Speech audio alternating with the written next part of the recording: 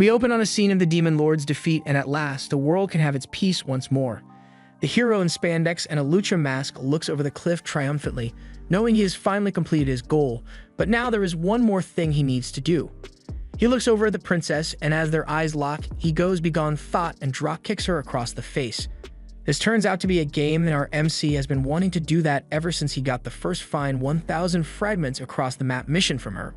She had it coming. In this world, VR technology has greatly improved, immersing people in games like never before. But with new graphic technology, there also comes the games that instead of actual gameplay or features, have fancy rain rendering. The games that have come to be known collectively as trash. But there are still those that are drawn to these dumpster fires of games and seek them out only to laugh at how garbage they are. Rakuro Hizutame is one such person with that kind of gaming addiction. Aside from that though, he is still your average second-year high schooler and has to head into school after spending the entire night gaming. While he walks through the halls, we see this girl building up the courage to talk to him, and she's finally ready to ask him to hang out. However, she gets her chance interrupted after Rakuro's friends come up to him and ask him about the game he was playing that night. After school, we see this woman, Mana Iwamaki, putting up a poster to bring in customers when the girl with a crush on Rakuro walks in and greets her. Mana can tell that she is looking for Rakuro, since he usually stops by here to pick up his latest trash game, but he isn't here right now. Last time she saw him, he had just picked up the Faria Chronicles and was planning to put everything he has got into beating it. The game is called Trash because Faria, who is supposed to be your AI assistant, is of no use at all, and the game has the difficulty of Dark Souls on steroids with bugs on par with Cyberpunk's first release. Just then, Rakuro walks in, and as soon as Rei sees him, she disappears into the back. Mana greets him and asked how Faria Chronicles went, and it was absolute trash, just like he expected. But the worst part by far was Faria herself. She would cause literally all the problems in the game, including murdering random villagers by accident. Then she would blame the whole thing on the Demon Lord, even though it was all because of her. And worse yet, she is highly allergic to accountability. So if you even try to insinuate that she is at fault, she will get mad at you and stop you from progressing the game. Even Aqua was more useful than this. That would be enough to make almost anyone quit the game, but there was one thing that kept him going through it all. Once you actually defeat the Demon Lord, there's a brief 3-minute window where you are allowed to do whatever you want, and as we've already seen, Rakuro knew exactly what he wanted to do to Faria. Now that he's done with that mess, he has to see what he wants to play next, so Mana suggests he plays a game that is actually good this time. Shangri-La Frontier, but he's played so many trash games that he doesn't know what to expect from a good one.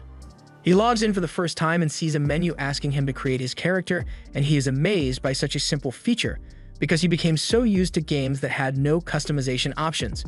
He takes a grip on himself and finally gets into creating his character. And this is what he ends up with. Rakuro's playstyle involves ignoring all armor in favor of the strongest weapon possible. After all, who needs armor just don't get hit. However, as this is virtual reality and his face is still going to be displayed, he opts to wear this bird mask to hide his identity and preserve some of his dignity. He also selects his class as a wanderer because it comes with a sweet luck boost and loads up the game and finds himself in a wooded forest. He is amazed that he can actually move like he normally would in real life, and that the controls of the game are so realistic, as well as the surrounding area's design. He opens his map to find out where he is and locates the starting village quite a distance away. Normally, new players would spawn in the starting village, but since he selected the Wanderer class, he starts out in a random spot on the beginner map.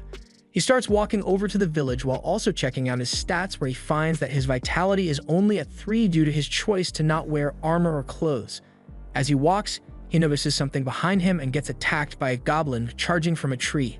He's able to dodge it in time and pulls out his blades to fight it, and as it swings at him, he sidesteps and one-shots it. The goblin drops its axe and gives Rakuro enough experience to level him up to level 2. He doesn't have much time to rest though, as a killer bunny attacks him soon after. He dodges the bunny's attack and causes it to go flying into a tree, destroying it in the process. He can tell that one hit from that knife would be the end of him, so as the bunny attacks again, he blocks and counterattacks. However, the bunny is a bit tougher than the goblin and won't go down to one critical hit, so as it comes in for another strike, he parries it and stabs it again, finally killing it. The bunny gave him enough points to go from level 2 to level 4 instantly, and he also acquired a skill which gives him a bonus every time he blocks an attack. He also realizes that this entire time he has been playing, he hasn't come across any bugs in the code at all, so he can have as much fun as he wants, so he's going to keep hunting for those killer bunnies until they drop their knives since he thinks they are cool. Sometime later, and after some major grinding, Rakuro has reached level 12 and has gotten 2 of those killer bunny knives. Those bunnies are pretty rare on their own, but he had to kill 50 of them to get these 2 knives. Considering he has gotten everything that he wanted from this area, he wants to move on to the second village, Secondale. But to do that, he must cross this bridge guarded by the area boss Snake. The game recommends a party of 3 take on the challenge, but with Rakuro's skill, he can handle this one alone. When Rei first heard that Rakuro would be playing Shangri-La Frontier, she decided to go to the starter village since all new players would usually head there first. She has apparently been playing the game for a while and is at a really high level, so the players in the first village are pretty scared of her. She searches through the people there looking for Rakuro's name since he always uses the same name for every game he plays. But when she doesn't see Rakuro's name there, she logs out thinking she must have just missed him in the crowd. Meanwhile, Rakuro is squaring up to fight the area boss to move on to the second village. He activates a skill that gives him a boost to his evasion so he can learn the attack patterns of the snake. The snake is meant to be a beginner boss, so its attack patterns are really simple to learn and it can easily be dodged. But when it comes to attacking, Rakuro's regular knives are not going to cut it because their durability is too low. So he decides this is as good a time as any to try out the killer bunny knives he got in the forest. As the snake strikes again, he leaps up into the air and prepares to attack once more. But in his overconfidence, he missed one part of the snake's attack pattern and gets sprayed with poison from the snake's tail. The poison causes 1 HP loss every 10 seconds, so he is now on a timer to defeat it before he dies to it. He needs to find a more reliable means to land critical hits on this thing, since it is still covered in scales and has great defense, so he comes up with the idea of creating a wound in the scales and then attacking the same spot repeatedly to get critical hits, but he doesn't know how much health this thing has or how much damage he is doing to it, so he is just shooting blind here. The snake smacks him upwards and heals its wound, making Rakuro realize that he had gotten cocky because of how good he was at all the terrible games that he has been playing. He had thought this game is just for casual gamers, so it should be easy. But as he falls into the snake's mouth, he refuses to give up and keeps himself from being eaten and counters with a stab to the eye, which proves to be enough to defeat it. He gets leveled up to level 14 from the victory, but realizes that he is still poisoned and doesn't have much time before he dies. He dumps all his newly acquired stat points into agility and stamina so he can run to the next village and buy an antidote, but he doesn't know where the shop would be located, so he's just going to have to wing it. In the second village, there is a guy called Reiji who finally convinced his crush to start playing the game with him, and he is playing the role of the advice-giving veteran. They are going out to find her a pet in-game, but before they can go, they see Rakuro running straight towards them, and Mai is freaked out by him. She thinks he is a bird monster on account of his mask, but Reiji recognizes that Rakuro is a player and must have gotten poisoned by the snake and is about to die. He advised him to go straight to the inn and get in a bed to set his respawn point there, which Rakuro is really thankful for. Mai also found it really cool how Reiji knew exactly what to say to help that guy, so Reiji is also grateful to Rakuro for being his accidental wingman. Rakuro makes his way into the inn and gets a room after skipping all the dialogue from the clerk. He jumps into bed and saves his respawn point just before he dies to the poison. Later, Rakuro respawns in the second village and is walking through town looking for places to buy his essentials, but the people around him think he is a little weird for not putting on any kind of armor, so he goes to an armory to buy some light armor. After that, he heads to the weapons shop and tries selling the goblin axe, but it isn't worth anything, so he asks to see the weapons that the blacksmith has on sale. Nothing there is really any better than the knives he got from the bunnies, and the blacksmith explains that that is to be expected since those knives are pretty rare or come across. If he wants anything better, then he would have to order one. Rakuro didn't know he could have the blacksmith make weapons for him, so the blacksmith confirms, adding that he would need to bring in the materials for it though. Rakuro heads out to find some of the materials required from the Dire Marsh wastes where ores can be mined, but he isn't getting lucky with his drops at all. The ore drops here are what he needs to get a weapon made, but in 30 minutes of mining, he was only able to get 2 gray ore while he needs 5 or 6 of them. Just then, a mud frog appears behind him, but isn't a hostile creature, so it won't be a problem to just leave it alone, but then the frog sprays mud on him and it just became personal. He tosses his pickaxe at the frog and knocks it over before making his way over to finish it off. Very, very slowly, he finally gets to the frog and kills it to let off some steam, and after that, it's back to mining for him. Over time, more and more players are going to need to get the ores from this place, and once that happens, there's going to be a lot of competition, so the best time to collect the ores is right now. After a lot of mining, he has finally gotten all the ores he needs and even finds one really special one which can be used for a rare set of daggers. The blacksmith tells him that he can come back with more ores later to raise the weapon's level to make it stronger.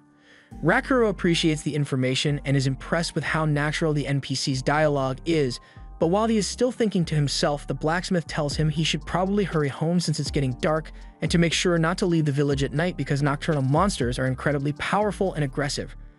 Rakuro listens to his advice and then does the exact opposite as he goes out at night to hunt some monsters. Meanwhile, Rei has checked the entirety of the beginner village for Rakuro and hasn't found him, so she concludes that he must have made his way to the second village after defeating the boss, all without ever going to the first village, which is basically impossible for any normal player. But for him, it is pretty reasonable. Rakuro is currently engaged in battle with a red-capped goblin that is unreasonably strong for a goblin.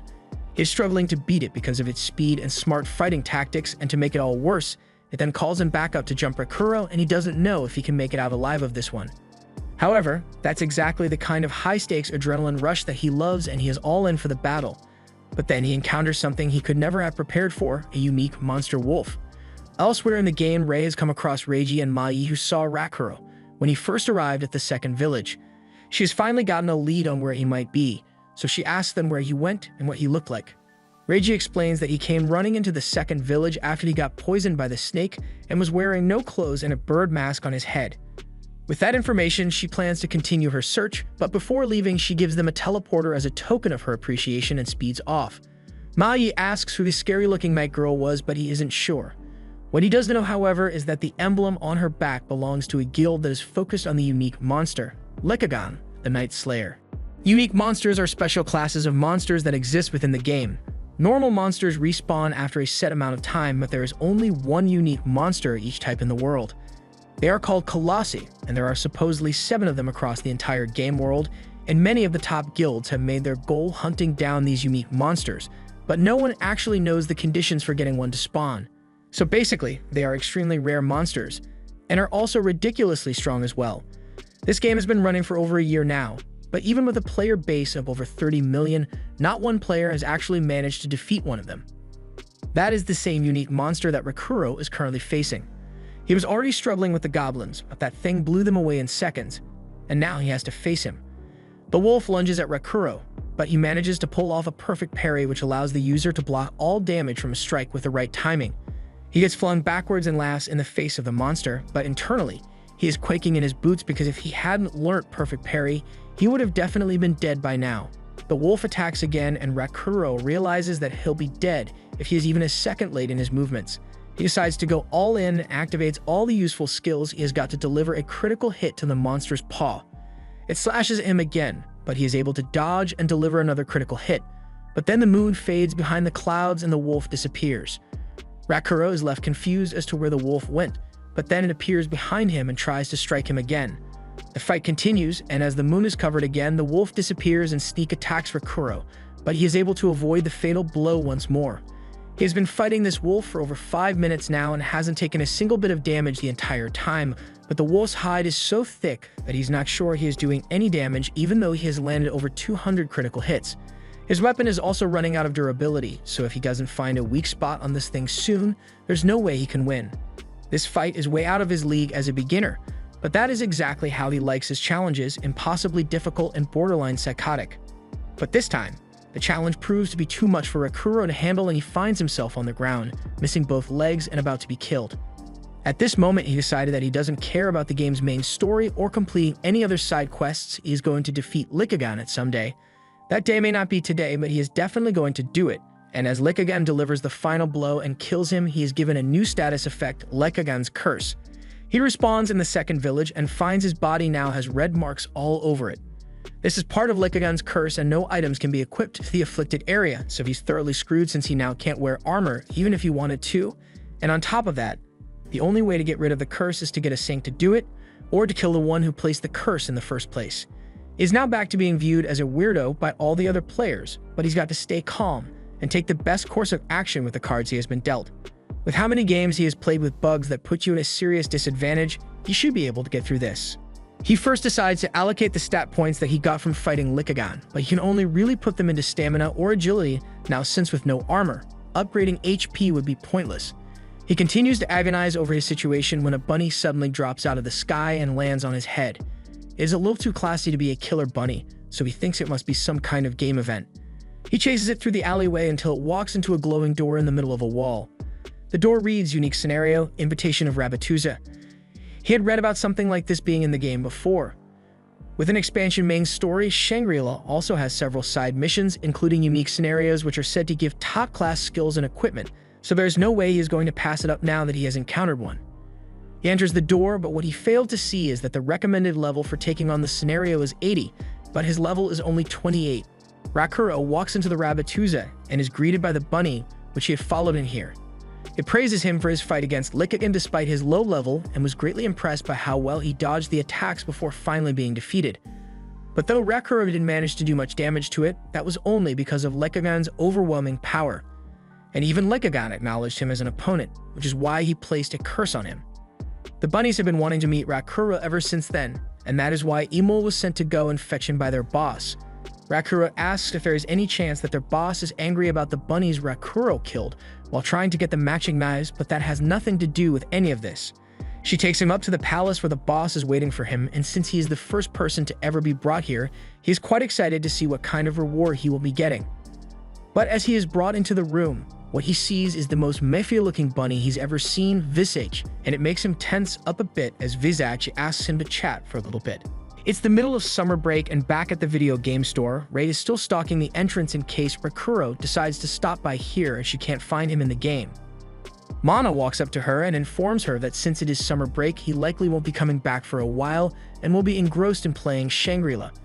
It's kind of odd she hasn't been able to find him at all in the game, but that's because he skipped the tutorial altogether and went straight to the second village.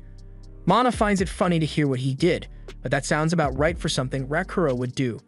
She wishes Ray luck in her quest to find Rakuro in the game, or alternatively, she could just ask him to play with her the next time she sees him IRL. But for her, directly talking to her crush is out of the question. At Rakuro's house, his little sister, Rumi, is heading out and telling him that she will be coming back late since she has work later. Meanwhile, Rakuro is busy reading up on everything there is to know about unique scenarios. The invitation to Rabbituza is a unique scenario triggered after defeating a monster of a higher level than yourself with a weapon acquired from a bunny. The wiki page says that once the event is triggered, a bunny will appear in the city around a player and run around before leading them to Rabbituza. Once in the Rabbit City, the player will be tasked with defeating a giant snake that is plaguing them, and upon doing so will learn the spell Enchant Vorpal. He encountered a Yakuza bunny that felt just as intimidating as Lickigan. Visage told Rakuro that he was very impressed by the fight he had with Lickigan, and even more so with the Vorpal Spirit that he showed, but Rakuro has no idea what Vorpal Spirit is meant to be. Visage then continues that he would be happy to train Rakuro up to a point where he can handle Lickigan, at which point he realizes that this must be a training quest, which could yield great buffs for him. So he has no reason to refuse and gets down on his knees saying, "I place myself in your hands, brother." The last brother part caught Visage's attention and gets him to stand up in all his terrifying presence. He starts walking over to Rakuro, making him think he might have been a little too familiar with him and said something wrong. But quite the contrary, Visage likes that kind of response and tells Rakuro that he can call him Vash. He says he sees potential in Rakuro and puts him in the care of Emil, his daughter for now. She is really excited and wants to get right into showing him around the palace, but Rakuro tells her that he has been playing for a really long time now and wants to take a break for a little bit and also take some time to look up the whole unique scenario and unique monsters thing. Emil is disappointed, but she tells Rakuro that she can show him to the inn they have in the palace so he can set his respawn point there, and he is all for it. However, before Vash leaves, he remembers there was something he had to do and throws a collar into the air and around Rakuro's neck. The Vorpal Soul Collar has the effect of cutting the experience one gains in half, but it also raises the stat number of stat points acquired by 2.5 times. He tries to take the collar off after realizing that the collar restricts his experience gain, but he is told that he is unable to take off the collar unless Vash allows it, and it is necessary to place restrictions to bring out the most growth. Rakuro isn't too happy about the new restriction on his experience points, but after thinking about it a little, the stat point increase is ridiculously advantageous, so it's not that bad. After checking all the online forums, he hasn't found anyone that knows about Vash or Emil, much less the Vorpal Soul Collar or the Rabbituza Palace, meaning this is a unique scenario which he alone knows about, and that makes him happy. He looks at the time and realizes that he has an appointment in another game with a friend of his called Katzo. He has to go meet him in Berserk Online, which he hasn't played in a long time. The game is obviously a trash game, and over the years, its player base has reduced to only 100 logins a day, leading many to wonder why they are still keeping the service going. With such a small player base, everyone who is still playing the game knows each other as they are all fellow trash game enthusiasts. Now that Rakuro has logged in and met Katsuo, they get down to business and begin their fight. There is only one rule in place: there are no rules, so Katsuo starts off with a tentacle arm glitched attack that he discovered while Rakuro was playing Feria Chronicles. Though this neither impresses nor phases him, as he uses his own glitched attack and instant punch glitch. With this attack, he can block any attack as long as his EP stays above 12. Even an insta-kill wouldn't be able to get through his barrage of fists. As they continue to fight, the other players recognize Katsuo and Rakuro and all go over to watch, since this is a matchup with the top-tier players of the bug-out game. Rakuro finally manages to break through Katsuo's defense and cuts one of his hands off. But thanks to another glitch, the dismembered hand is still able to move and punches Rakuro, knocking him out and winning the game for Katsuo. Even though he lost, Rakuro is still glad to get the change of pace and fight another person rather than only NPCs. Hearing Rakuro say that he has been fighting NPCs, he realizes that he was being serious when he emailed him to say he was going to start playing Shangri-La. But he never thought he would see the day where Rakuro would play a game that was actually good. Rakuro tells him to listen first. There are these monsters in Shangri-La called the Seven Colossi that are ridiculously strong, and they are so rare that across the entire player base, they only know the names of 4 of them. And since the game launched a year ago, not a single person has actually managed to defeat one of these monsters in a fight, and Rakuro got killed by one of them recently. So he has decided that he won't stop playing the game until he has defeated Lickigan. Hearing Rakuro talk about Shangri-La so enthusiastically, Katsuo decides that he will start playing as well. He also messages someone else they know to tell her that Rakuro is playing Shangri-La. This person, Arthur Pencilgon, receives the message while in the middle of combat with several players, and she's also shocked that Rakuro would play a game that isn't trash. But as she finishes off the rest of the players around her, she talks about how she is going to have to find him in the game, and I assume that means she wants to fight him because she is clearly not against killing other players. Meanwhile, Rakuro logs back into Shangri-La and returns to the second village. He returned here with Emil through a teleport gate, which she can use anytime she wants, but she asks him why he wanted to come back here so soon when there's a bunch of interesting stuff he can do in the Rabbituza Palace. He tells her he is definitely interested in taking a tour of the palace, but there was something he had to do here first. There have been a lot of new players in the game since summer break started, and due to this, the starter village is completely packed with them. So he wants to get to the third village before he takes on the Rabbituza unique scenario, as once the players start pouring in here, the village is going to get crowded and resources are going to become scarce as people fight over them. She didn't understand a single word of what he just said, but she's happy to go along with whatever he wants to do, so if he wants to get to the third village, she will gladly help him get there. After saying that, she sends him a party request, surprising Rakuro because he wasn't aware that he could have NPCs in his party. Emil says it's only natural since he can't get back into Rabbituza without her, but he just thought she would follow him around until he wanted to go back. He accepts the request and has Emil climb in his shoulder so they can get going. But then 2 girls walk past him and notice Emil, thinking she is cute, and ask him how he managed to get a Vorpal bunny as a pet. Since this is part of a unique scenario that only he knows about, he would like to keep it to himself until he has finished clearing it. So he takes off running without answering any of their questions. But before he can get out of sight, one of the girls takes a picture of him and Emil so they can ask the forums about it later.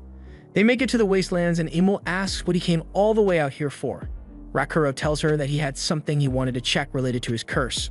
It says monsters of lower levels will flee from him, so he puts it to the test as a monster charges at him. Once the monster spots the curse marks on him, it turns around and starts running for its life, so Rakuro chases it down into a wall, and as it turns to the left, he blocks its path and kills it with the extra momentum from his chase.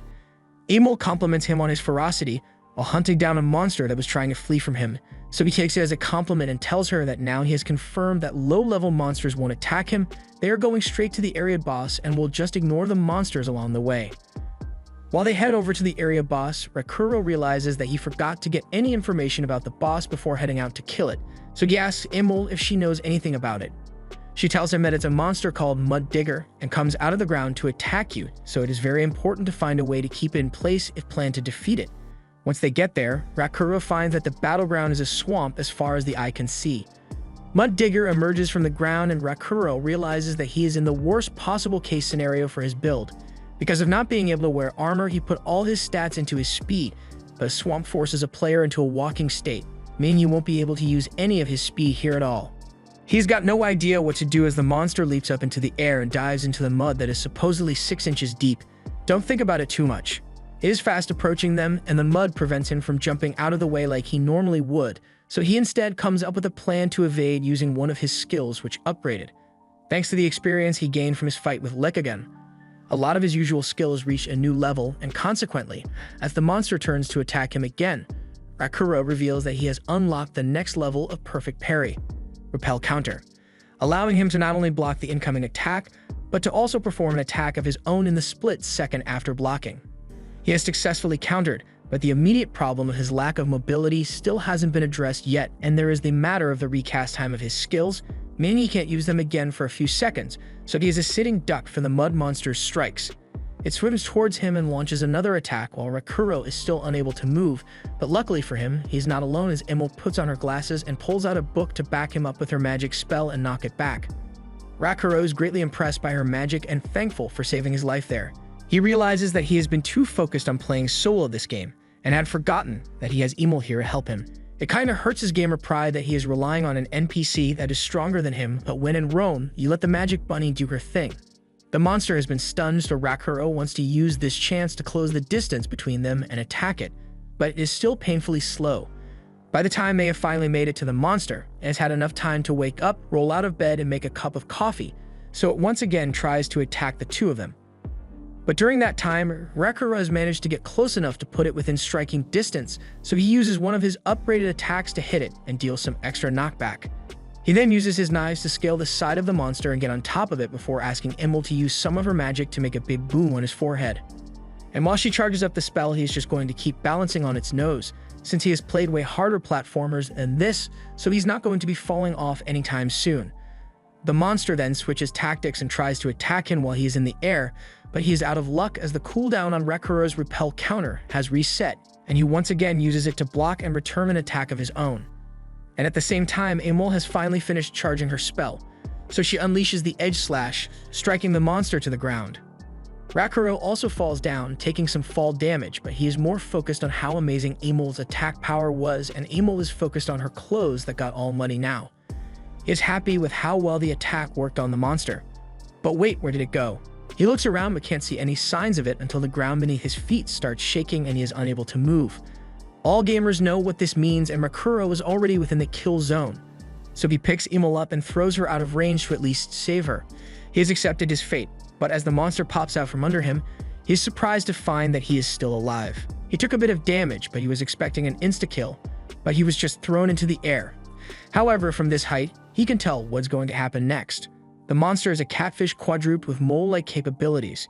It is known to have a special move set, which is only activated once its HP is at a certain level. It dives deep into the swamp and vibrates it, locking players in place. It then randomly knocks one of the players into the air with its nose, but the damage comes from the fall afterwards. If a player challenges the boss alone, the random chance will be turned into a guaranteed hit, which will inevitably shave down their health after a few attack cycles. Rakuro is annoyed because an unavoidable attack doesn't even factor in player skill, but he still has to think of a way to save himself before he goes splat. He sees Imul making her way towards him and thinks about asking her to use her magic to strike him to cancel out the fall damage, but the strike alone would probably kill him anyway. He doesn't have any magic items on him, so plain and simple, he's fucked. And the fall damage deaths in these kinds of games always feel so real, so it's not going to be a pleasant feeling. However, before he can feel the experience of his neck folding in on itself, Imul manages to get up to him and activate a magic item she possessed to teleport them away. But it just teleported them back into the air, so fall damage is still a problem. However, as they are now above the mud digger, it is now its problem, as with all the momentum that Rakuro picked up, falling on it now counts as an attack. So to the mud digger, congratulations, you played yourself. And thanks to his luck stat, Rakuro managed to survive the fall with 1 HP left, which seems unlikely, but he's not gonna complain about it. He has now leveled up to level 29, and Imul congratulates him on a job well done. The fight was pretty tough, comparable to the time he fought Lickigan, but the key difference this time is that he actually survived the ordeal and cleared the boss. They continue walking to the third city, and Rakuro takes a fistful of herbs, shoving them down his mask to eat and regain some of his health, which looks really weird to Imul. Imul is excited that once they get to the third city, Rakuro will finally go back to Rabbituza and start training there. But there is still the problem of how he is going to hide Imul from the people in the city, since he would rather not draw too much attention to himself there. If anyone figures out that he has a unique scenario, he might even get jumped because of it. So to help avoid that, Emil shows that she has a special bracelet that allows her to transform into a human. She is quite pleased with herself since she should now be able to get into the city without drawing any attention to Rakuro. But Rakuro is lost in thought because he had thought this was meant to be a God tier number 1 game for Japan. But once the bunny girl line is crossed, you start to drift into harem territory and there's no coming back from that. Emil suddenly transforms back because apparently the transformation is quite taxing and leaves her feeling very exhausted, so 4 or 5 minutes is all she can handle for now. She will transform again when they get near the town, but will have to undo it once they are in private. However, even with Emil's transformation, there is still only so much you can do to be conspicuous when you are a character with a bird head and no clothes. They finally make it to the 3rd village, and while Emil is in awe of its beauty, Rakuro just goes, "Oh, cool city, I guess." He has played a lot of games and seen a lot of cities, so something like this isn't all that special to him. They make their way down the mountain into the city gates, so Emil transforms once more. Once they arrive, as expected, the guards find it strange that Rakuro has no clothes on and wonder if he was mugged on his way here, but Emil then jumps in with a long blown out of proportion story of Rakuro and his adventures, so the guard give up and just let them pass. But at the same time, Rakuro is getting a bunch of death glares making him think something is up, since that doesn't normally happen. He and Emil are about to leave when Rakuro is suddenly grabbed by the worst kind of assailant, a furry. A few hours earlier, after he ran away from those 2 girls that were questioning him, they took a picture and uploaded it to a forum to get information about the bunny. And with the information circulating, that is when Rakuro caught the attention of the furry. One of the veteran players called the 2 girls out for doxing Rakuro because they didn't get his consent before uploading his information. But that's not where it ended because other players started to notice Lekovin's curse marks on him and are getting interested in it. Some even plan to spawn kill him until he explains everything about it, while others are making an effort to protect him. So he's going to have to deal with a lot of people now. And right now, the first person to confront him is this girl asking him how he got that bunny. Rakuro realizes someone must have leaked his information, but tries to play it off like he doesn't know anything. However, shortly after, he gets attacked by Arthur Pencildon, whom he knew from other trash games they played together. But she hasn't come for a friendly chat, she is here for blood, and he's going to have to be ready to face her. She's a friend in the Art of Trash games and an avid player, but to understand their relationship, we must first go to the trash game Unite Rounds. We see 2 players looting the store of an NPC who was just innocently trying to make a living, but as they walk away with their haul, the looters fall victim to Rakuro, who is on his own looting spree. The game was originally made to provide immersion into the story of a kingdom on the brink of collapse, with the players taking on the role of knights fighting to defend the people. But the game devs had a boner for the suffering of their players, so they made the drop rates unreasonably low. I mean, seriously, even rocks only have a drop rate of 40%. With these kinds of drop rates, the first quest, which was just a simple herb gathering quest, took 12 hours to collect by hand in the swamp, so naturally players had to find an easier way to get what they needed, and the secret ingredient was crime.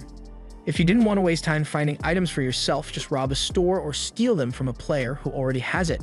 And with such a dangerous world where every other player is an enemy, there was a figure who made their way to the top of sheer violence and tons of NPC blood. That was Pencil Knight, and under her, the Pencil Kingdom was formed. But when your ruler is a ruthless plunderer, the rest of the players wouldn't last long. Then, later on, Rakuro and Katsuo happened to come to the castle while playing. Rakuro takes a moment to look through the items that the dead players had on them, and Katsuo questions the objective of the game. He thought it was to protect the people in this kingdom from monsters, but all players are worse than those monsters. None of the countless war crimes committed really mattered though, because they came here for one reason and one reason only. They are here to assassinate the Pencil Knight. She established herself as the most powerful player on the server and would abuse anyone who did not join her side, and now she sits in her throne room with the new name of Dystopian Empress. She is surprised to see that people actually made it to her throne room alive, and says she will remember Rakuro and Katsuo's names as she gets up to fight them. She's got a long history with Rakuro, but back in Unite Rounds, they always fought to a draw where they would both end up dying. But now she's much higher level than him, so he's at an outstanding disadvantage. She charges at him and slashes with her sword, but Rakuro ducks underneath and their faces get really close as she tells him he should be flattered that she came all the way here just to kill him. She flies past him and uses her sword to catch herself while throwing 3 knives at Rakuro. He dodges them easily, and she complains that those knives were useless even though they are so expensive. She asks Rakuro what level he is because even he should be around level 30, he is dodging really well. Meanwhile, the furry has just recognized Pensilogon as the second in command of the player-killing clan on the server, nicknamed Giant Killer. Meanwhile, Emil is starting to get tired and her transformation is wearing off. Rakuro asks why she is called the Giant Killer, and she explains that when she started playing initially, she would focus on ambushing and killing players that were much stronger than her. But then the devs patched that out, so it's been a lot harder to do lately. Rakuro finds it funny that she was going after the giants of the game when she got herself killed as the Giant of Unite rounds, but she doesn't find it very funny and attacks him again. He dodges and counters her, leading to a heated exchange of blows. Pensilogon tells him that her clan leader asked her to come here to deliver a message to Rakuro. He has to publish the information on the unique scenario, or he will be hunted down until he does. However, Rakuro isn't feeling very scared by the threat.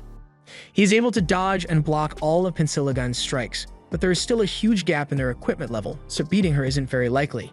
He notices that Pensilogon is trying to keep him away from the city gate, probably because it would make it harder to fight him if she were in there, but he still has to think of a way to get past her.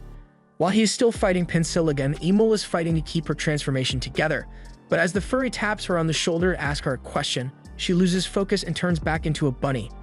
And honestly, I fear for what may happen while she's in the hands of a furry. However, he thinks of a way to get out of this mess and uses Repel Counter to push Pensilogon back a bit. He then calls to Emil to get on his shoulders and starts running to the city. The furry cries about at least wanting to get a photo with Emil, to which Rakuro says he will consider it if he can survive this. Pensilogon gets back on her feet and starts chasing Rakuro, but before she can catch up, she gets blocked by the furry. She does really care about Rakuro, but she is not gonna let that bunny die. Rakuro is happy to escape and is about to make it to the city gate so Emil can teleport him to Rabbituza, but it seems that Pensilogon did not come here alone. The players in front of Rakuro are all players from the player-killing clan that were sent to kill him. They dislike killing people that have low levels compared to them since the penalties for doing so are really bad, but their boss sent them here precisely because he didn't want to have to deal with the penalty. Pensilogon wanted to handle Rakuro, but now she gets the chance to fight a member of the Shangri-La Pita clan is a good chance as well, so she's okay with how things turned out. The 4-player killers attack Rakuro at once, and he's having a hard time dodging all their attacks, but he is not one to buckle in the face of a challenge. Even when that challenge is better gear, higher level, and greater stats. Animalia fires off a magic attack at Pensilogon, which should be enough to defeat her. But as she takes a better look, she realizes that Pensilogon is actually absorbing all the magic and not taking any damage at all. And after the spell has been fully discharged, she fires it straight back at Animalia, knocking her back and draining almost all of her HP. Animalia had a specialty in debuffs for the purpose of weakening the enemy, but with all those curses being reflected back at her, she is left in an incredibly weak state. Pensilogon was aware of how scary curses can be as they bypass all armor and normal defenses, so she always carries around this item which reflects all curses cast back at the caster. So now, Animalia is helpless and will slowly die to her own magic. Across the battlefield, Rakuro is still engaged in deadly combat with the player killers and evading their strikes with great precision. They all come at him at once, so Rakuro decides to pick one of them out as a target while he is still being underestimated by them. But the real problem here is that he won't be able to damage the high-level players with their armor. However, he is in luck because his stalker, Ray, has come to save him. She kills one of the player killers with a single slash, and the others are scared as hell because they recognize her as the attack master. Rakuro doesn't know who she is, so he just thinks this is more trouble coming his way, but Ray looks back and confirms that it is indeed Rakuro. Back in the real world, Ray was feeling down about not being able to find Rakuro in the game at all, and asking him in person still isn't an option. All the games Rakuro plays were all too hard for her to get into, and she's been keeping a catalog of every single game he has played, so she has tried them all. But with Shangri-La, she's actually good at this one, and with Rakuro playing it, she can't miss this chance to actually talk to him. She logs into the game and immediately receives a message from her sister about a person matching Rakuro's description, so she gets out of the second city and just starts sprinting. This is the first chance she has gotten to actually meet Rakuro here, so she isn't going to let him die and charges in. And as a plus, if she can save him from the player killers, she will actually have a reason to talk to him in the game, and maybe one day in real life too. Pensilogon is busy thinking about how Rakuro's skill he built up from all those years of playing trash games has made him something much more important than high stats or equipment. He's just good. And with Katsuo also playing, she thinks the project she was thinking of starting would be more achievable. She looks over to the battle and notices that Ray is also here and can't believe she managed to find so many strong players in one go like this. She's about to run over there, but Animalia is not dead yet. That item that reflects spells is extremely powerful, so the devs had to balance it by making it so it doesn't reflect any more than 5 spells. So now that the item can no longer reflect her magic, how will she handle her trump card? We see a bit of how Rei began to fall for Rakuro.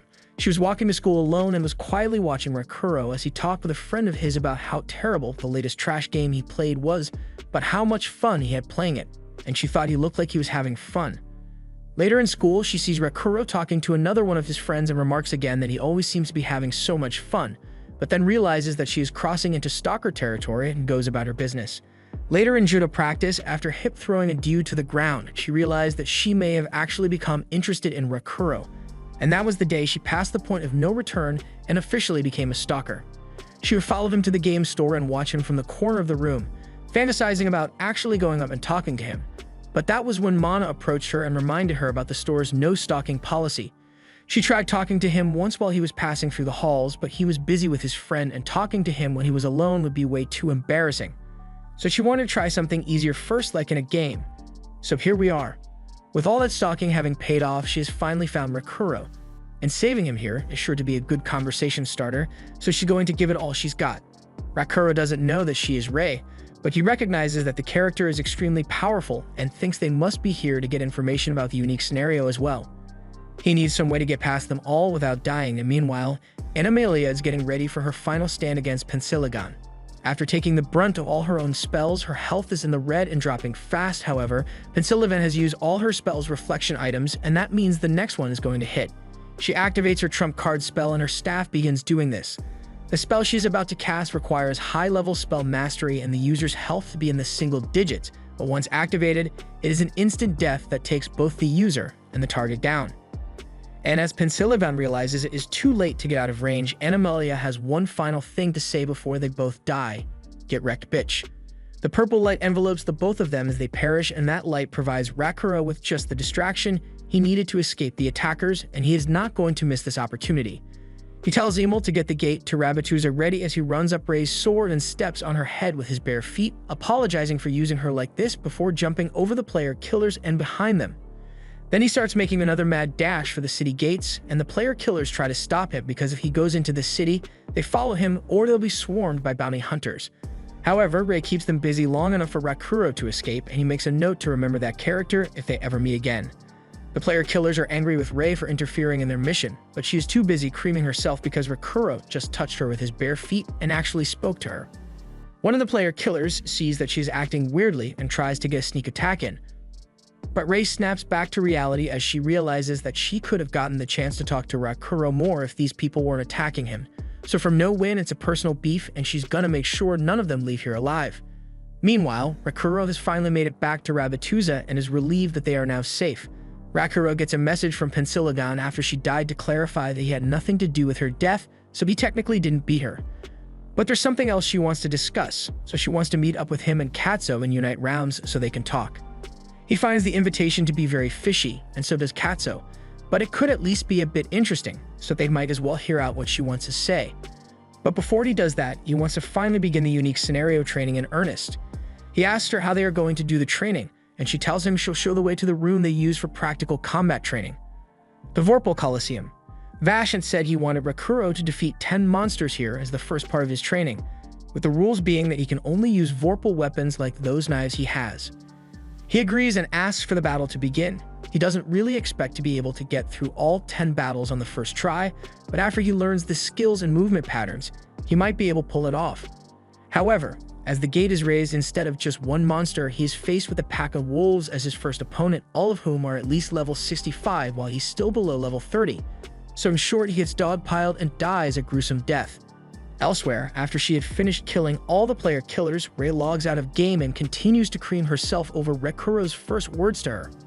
She thinks about what she should do the next time she manages to meet him and decides that she will send him a friend request if she gets the chance and hopes Rakuro will accept it. And maybe from there, they can extend their relationship to real life too. That's a lot of exciting things she is thinking about, but now she needs to change her underwear and gets out of bed. Meanwhile, Rakuro is on his 7th try at the first trial of Rabbituza, and Emil cheers him on, saying 7th time's the charm as the wolves pour out of the gates once more. At least when he dies in this arena, there isn't a death penalty like what happens when he dies outside, so he can keep fighting as much as he wants. But at the same time, the wolves aren't exactly easy to fight. It's not their numbers, or the fact that every single one of them is twice his level that makes them difficult to beat, but rather, it's the fact that they work together extremely efficiently and don't give him any time to fight back. This kind of coordinated jumping only occurs when there's someone giving out commands in the team, and after fighting these wolves 12 times, he can tell exactly who is giving out those commands. It's the one wolf that only ever barks when it is in a safe spot and never actually joins in on the fight. He targets the leader wolf, activates Spiral Edge to stab the wolf and lower its HP a little. The wolf leader begins to run away from Rakuro, and without it giving the others orders, their attacks became far less coordinated and easily avoidable. So Rakuro is able to focus on killing the commander before it can give out any more orders. He throws one of his knives, stabbing the wolf in the back and slashing it several times until its health drops to 0 and it dies. And now that their leader is dead, the rest of the wolves are nothing but a pack of isolated monsters which he can easily take care of by himself. And with that, the first round has been cleared. Emil congratulates him on the victory over the pack of wolves, but Rakuro just wants the next monster to be a single one and not a team. Emil assures him that the next monster is alone, but as she opens the gate, the monster might technically be alone, but if you are able to greet one of your heads good morning, it is basically the same as fighting a team. So the hard grind to complete the challenges continued, and Rakuro managed to defeat the tentacle bear by cutting off all its tentacles as they attacked him. After that, he had to face a goblin that had been hitting the gym, but no matter how big the goblin's guns were, they were no match for Rakuro. Then there was the bird, and Rakuro will never forgive it for betraying his own kind and pooping poison on him. So this one took over 100 attempts to finally kill. He has finally completed 9 out of the 10 trials, but even after all that fighting, his level only went up by 2 points because of that Vorpal collar, and he is so angry about it that he starts JoJo posing. He's starting to lose his mind a little, what he says he is still primed and ready for the final battle of the trial. And just then, Vash shows up to congratulate Rakuro on beating the 9th monster of the trial. He hadn't expected him to be done with 9 by now, but it's perfect timing because he just got something for him. Rakuro thinks this is probably an event triggered by completing the 9th battle, so now for the 10th monster, Vash has brought someone he just captured. He tosses the monster into the ring and removes the binding spell he had placed on it to allow it to fight. It was a person who tried to extend their life by combining themselves with a tree, giving them a constant case of literal morning wood. Rakuro has no idea what that thing and doesn't think it would be human either, but is clearly a sorcerer type.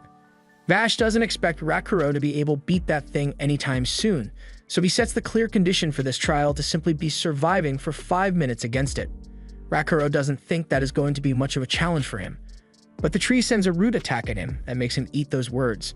He is struggling and just barely able to keep up with its onslaught attacks, realizing that 5 minutes may be a pretty long time to stay alive. With over 30 million players in Shangri-La Frontier, Rakuro is still the first person to ever fight this monster that is over level 120, but it will be a long time before he realizes that. This was the end of episode 7. Thanks for watching. Subscribe to not miss the next part.